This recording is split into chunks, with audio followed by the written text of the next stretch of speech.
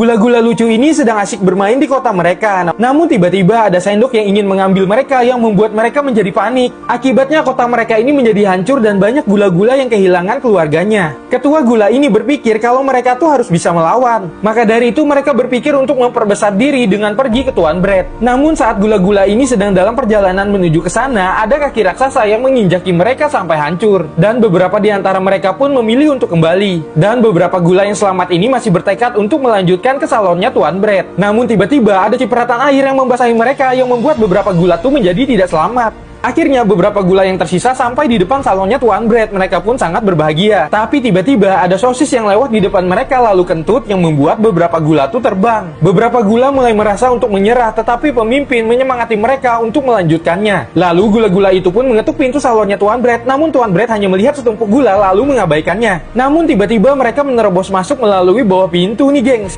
Tuan Bread yang terkejut melihat hal itu mencoba membersihkannya menggunakan sapu. Dengan sigapnya pemimpin mereka ini menyuruh mereka untuk membentuk sebuah formasi. Para gula itu berubah menjadi sebuah gunting. Melihat hal itu, Tuan Bread menjadi terkejut. Mereka meminta Tuan Bread untuk mengubah mereka menjadi lebih besar, maka para gula itu akan membayar Tuan Bread. Tuan Bread pun kemudian pergi lalu kembali lagi membawa sebuah sarung tangan plastik. Tuan Bread memasukkan gula-gula itu ke dalam lalu mengikatnya. Tuan Bread menggambarkan wajah tersenyum. Para gula pun melihat diri mereka sendiri dan mereka pun merasa bahagia. Akan tetapi plastik yang menampung mereka itu malah bocor, membuat para gula ini bersedih dan menangis. Tuan Bread yang memiliki ide lain membawa sebuah mesin kapas. Dia memasukkan para gula itu ke dalam dan membuat sebuah permen besar. Para gula pun sekarang melihat ukuran baru mereka yang membuat mereka tuh menjadi sangat bahagia.